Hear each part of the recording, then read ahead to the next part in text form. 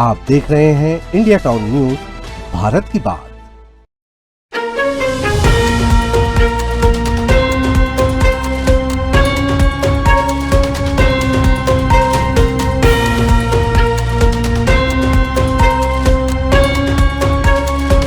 नमस्कार, आप देख रहे हैं इंडिया टाउन न्यूज और मैं हूं आपके साथ सुरभि शुक्ला। स्वागत है आपका हमारे नेशनल बुलेटिन में। खबरों की शुरुआत करने से पहले आइए नजर डालते हैं आज की सुर्खियों पर। तमिलनाडु में बड़ा सियासी उलटफेर, एआईएडीएमके में 2 गुट, पार्टी में फूट, टीवी के सरकार को मिला समर्थन, फ्लोर टेस्ट से पहले बढ़ी हलचल। पेट्रोल डीजल फिर महंगे हो सकते हैं, ईंधन कीमतों में 5 से 7 रुपए तक उछाल की आशंका, ऊर्जा संकट से बढ़ी महंगाई की चिंता, वैश्विक तनाव से तेल बाजार में हलचल।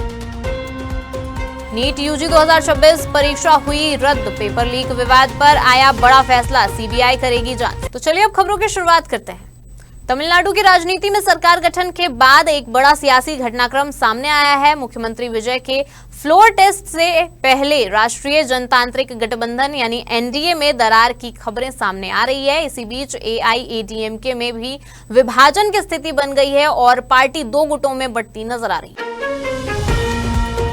मीडिया रिपोर्ट्स के अनुसार एआईएडीएमके के वरिष्ठ नेता सीवी षणमुगम और विधायक वेलुमणि एक गुट ने मुख्यमंत्री विजय की पार्टी तमिलगा वेत्री कशगम यानी टीवीके को समर्थन देने का ऐलान किया है। यह घटनाक्रम ऐसे समय में सामने आया है जब 13 मई को फ्लोर टेस्ट होना है। षणमुगम गुट का कहना है कि वे जनता के जनादेश को स्वीकार करते हैं और उनके अनुसार जनादेश टीवीके के पक्ष में है। इस गुट ने मुख्यमंत्री विजय को बधाई देते हुए उनकी सरकार को समर्थन देने की बात कही है। बताया जा रहा है कि बागी विधायक जल्द ही मुख्यमंत्री से मुलाकात कर औपचारिक समर्थन की घोषणा कर सकते हैं। एआईएडीएमके गुट का आरोप है कि पार्टी प्रमुख ई पलानीस्वामी सरकार गठन के लिए डीएमके के साथ संभावित गठबंधन की दिशा में आगे बढ़ रहे थे, जिससे भीतर खाने असंतोष बढ़ा है। इसी बीच विधायक वेलुमणि ने तत्काल पार्टी की महापरिषद बैठक बुलाने की मांग भी रखी। वैश्विक बाजार में कच्चे तेल की बढ़ती कीमतों और पश्चिम एशिया में जारी भू राजनीतिक तनाव के बीच भारत में पेट्रोल, डीजल और एलपीजी की कीमतों में जल्द बढ़ोतरी की आशंका जताई जा रही है। कोटक सिक्योरिटीज में करेंसी और कमोडिटी रिसर्च के प्रमुख अनिंद बनर्जी के अनुसार मौजूदा हालात ऐसे हैं कि आने वाले समय में आम उपभोक्ताओं के लिए पेट्रोल और डीजल की कीमतें 5 से 7 रुपए प्रति लीटर तक बढ़ सकती हैं। इसके साथ ही एलपीजी सिलेंडर और सीएनजी के दामों में भी बढ़ोतरी देखने को मिल सकती है। विशेषज्ञों का कहना है कि सरकार और तेल विपणन कंपनियां अब तक उपभोक्ताओं को राहत देने के लिए टैक्स और मूल्य नियंत्रण के जरिए दबाव संभालती रही हैं, लेकिन लंबे समय तक ऊंचे कच्चे तेल के दाम इस व्यवस्था को बनाए रखना मुश्किल बना सकते हैं। आपको बता दें कि मौजूदा ऊर्जा संकट का असर 4 प्रमुख क्षेत्रों पर पड़ रहा है: सरकारी तेल कंपनियां, सरकार, औद्योगिक क्षेत्र और आम उपभोक्ता। सरकार ने अब तक एक्साइज ड्यूटी में कटौती करके कुछ राहत दी है, जबकि तेल कंपनियां अंडर रिकवरी यानी लागत से कम दाम पर ईंधन बेचने के कारण नुकसान झेल रही हैं। औद्योगिक क्षेत्र में पहले ही ऊर्जा लागत बढ़ चुकी है, लेकिन आम जनता पर इसका बड़ा असर अब तक टला हुआ था। विशेषज्ञों का मानना है कि अगर कच्चे तेल की कीमतें लंबे समय तक ऊंची बनी रहती है तो इसका सीधा असर घरेलू बजट पर पड़ेगा। रिपोर्ट्स के मुताबिक यह संकट पहले के मुकाबले अलग है, क्योंकि वैश्विक तेल की कमी नहीं है, लेकिन आपूर्ति मार्ग बाधित हो रहे हैं। पश्चिम एशिया में अमेरिका, ईरान और इजराइल से जुड़े तनाव के कारण शिपिंग और सप्लाई चेन पर दबाव बढ़ा है, जिससे कीमतों में अस्थिरता बनी हुई। इस वक्त की बड़ी खबर सामने आ रही है नीट यूजी 2026 परीक्षा को लेकर। आपको बता दें कि नेशनल टेस्टिंग एजेंसी यानी एनटीए ने नीट यूजी 2026 परीक्षा को रद्द करने का बड़ा फैसला लिया है। यह फैसला पेपर लीक विवाद के बाद सामने आया है, जिसने पूरे देश में हड़कंप मचा दिया है। जानकारी के मुताबिक 3 मई 2026 को देश भर में आयोजित इस परीक्षा में करीब 22 लाख से ज्यादा उम्मीदवारों ने हिस्सा लिया था, लेकिन अब इस पूरी परीक्षा को दोबारा कराने का ऐलान किया गया है। एनटीए ने अपने आधिकारिक बयान में कहा है कि परीक्षा दोबारा कराई जाएगी और नई तारीखों की घोषणा जल्द ही की जाएगी। इस पूरे मामले की गंभीरता को देखते हुए जांच की जिम्मेदारी अब सीबीआई को सौंप दी गई है, जो पेपर लीक की सच्चाई की जांच करेगी। आपको बता दें कि इस फैसले के बाद छात्रों में भारी नाराजगी और चिंता देखने को मिल रही है।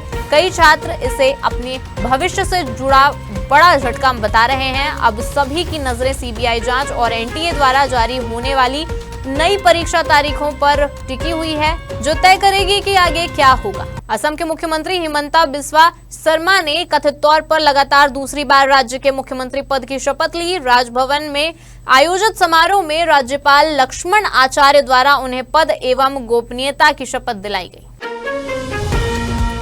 कार्यक्रम में प्रधानमंत्री नरेंद्र मोदी, गृह मंत्री अमित शाह, रक्षा मंत्री राजनाथ सिंह सहित कई केंद्रीय मंत्रियों और एनडीए शासित राज्यों के मुख्यमंत्री मौजूद रहे। इसके अलावा इस मौके पर गुवाहाटी के खानापारा वेटनरी कॉलेज ग्राउंड में आयोजित इस शपथ ग्रहण समारोह में मुख्यमंत्री के साथ 4 विधायकों रामेश्वर तेली, अतुल बोरा, चरण बोरो और अजंता नेयोग ने भी मंत्री पद की शपथ ली। इनमें 2 विधायक भाजपा से और 2 सहयोगी दलों से बताए जा रहे हैं। तमिलनाडु के सीएम बनने के दिन से ही विजय का नायक अवतार जारी है। सीएम विजय ताबड़तोड़ फैसले ले रहे हैं, जो उन्होंने अपने चुनावी घोषणा पत्र में वादा किया था। अब एक और बड़ा फैसला लेते हुए सीएम विजय ने मंदिर, मस्जिद, स्कूल और बस स्टैंड के पास खुले शराब दुकानों को बंद कराने का आदेश दिया है।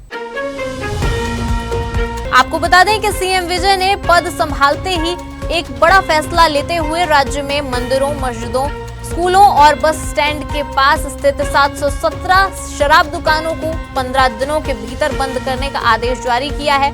जानकारी के मुताबिक तमिलनाडु में शराब बिक्री का प्रबंधन राज्य की सरकारी कंपनी TASMAC यानी तमिलनाडु स्टेट मार्केटिंग कॉरपोरेशन के तहत होता है, जो राज्य में शराब की खुदरा बिक्री को नियंत्रित करती है। रिपोर्ट्स में दावा किया जा रहा है कि तमिलनाडु राज्य को शराब बिक्री से लगभग 40,000 करोड़ रुपए का वार्षिक राजस्व प्राप्त होता है, जिससे किसी भी बड़े बदलाव का आर्थिक असर भी महत्वपूर्ण माना जाता है। आपको बता दें कि शराब की दुकानों को बंद करने का यह कदम विजय का पद संभालने के कुछ ही घंटों के भीतर किया गया पहला बड़ा नीतिगत फैसला है। नई सरकार इस फैसले को एक अहम सामाजिक सुधार उपाय के तौर पर पेश कर रही है। इसका मकसद संवेदनशील सार्वजनिक जगहों पर शराब की दुकानों को लेकर उठ रही चिंताओं को दूर करना है। पश्चिम बंगाल में सत्ता बदलते ही पूर्ववर्ती ममता सरकार के भ्रष्टाचारी नेताओं पर एक्शन शुरू हो गया है। आपको बता दें कि बंगाल में आजादी के बाद पहली बार बीजेपी की सरकार बनते ही पहली गिरफ्तारी ममता बनर्जी सरकार के पूर्व मंत्री सुजीत बोस की हुई है। आपको बता दें कि बंगाल पूर्व मंत्री सुजीत बोस को ईडी ने गिरफ्तार किया है। नगर निगम भर्ती घोटाले में ईडी ने ये कार्रवाई की है। दरअसल ईडी ने करीब 10 घंटे की पूछताछ के बाद पूर्व मंत्री सुजीत बोस को गिरफ्तार कर लिया। जांच में सहयोग न करने और बयान में विसंगतियां पाए जाने के आधार पर बोस को गिरफ्तार किया गया है। सुजीत बोस पर नगर निगम भर्ती घोटाले में ईडी की जांच तेज हो गई है। ईडी का आरोप है कि 2014 से लेकर 2018 के बीच साउथ दमदम नगर निगम में अवैध भर्तियों के बदले पैसे और फ्लैट लिए गए। जांच एजेंसी ने अक्टूबर 2025 में कई ठिकानों पर छापेमारी कर नकदी और अहम दस्तावेज बरामद किए थे। आपको बता दें कि सुजीत बोस 3 बार विधायक रह चुके हैं और ममता बनर्जी सरकार में मंत्री भी रह चुके हैं। आज के हमारी खास नेशनल बुलेटिन में फिलहाल इतना ही। अब मुझे दीजिए इजाजत और आप देखते रहिए इंडिया टाउन न्यूज, भारत की बात। नमस्कार।